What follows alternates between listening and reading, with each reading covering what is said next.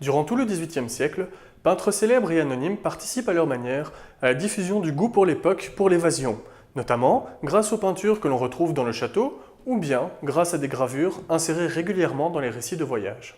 Intégrées de manière discrète au couloir de service, les deux peintures paysagères de Senef se font face.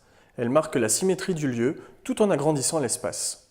Situés entre ciel et mer, ces paysages mi-réels, mi-rêvés présentent des personnages en action situés au centre d'un décor de port de pêche et de ruines antiques. Ce type de peinture correspond au goût de l'époque pour les paysages de genre pittoresque, de genre antique ou bien de genre marine, le tout inspiré la plupart du temps de toiles de maîtres italiens ou de paysagistes français célèbres. L'auteur des deux marines de Senef participe à cette mode, même s'il n'est toutefois pas connu. Dans le tableau situé à droite du couloir de circulation, le visiteur rentre dans la composition picturale par la femme au premier plan. Elle regarde le visiteur, elle l'invite à rentrer dans le tableau, elle l'invite à rentrer dans la marine, c'est donc une sorte d'invitation au voyage. Un voyage lié à l'observation de la nature et à son idéalisation.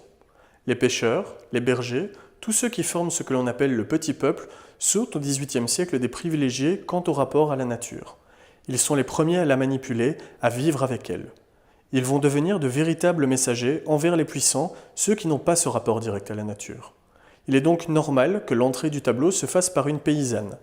C'est elle qui sert de porte d'entrée vers la découverte de cette nature, tant prisée au siècle des Lumières. La présence d'une embarcation au premier plan et d'un bateau au second plan renforce cette idée d'invitation au voyage, d'invitation à la découverte d'une nature perdue, d'une nature de genre antique. Le regard du spectateur est emmené au travers de ces embarcations vers une ville onirique, imaginaire, qui se situe au loin, par-delà les rochers et la mer.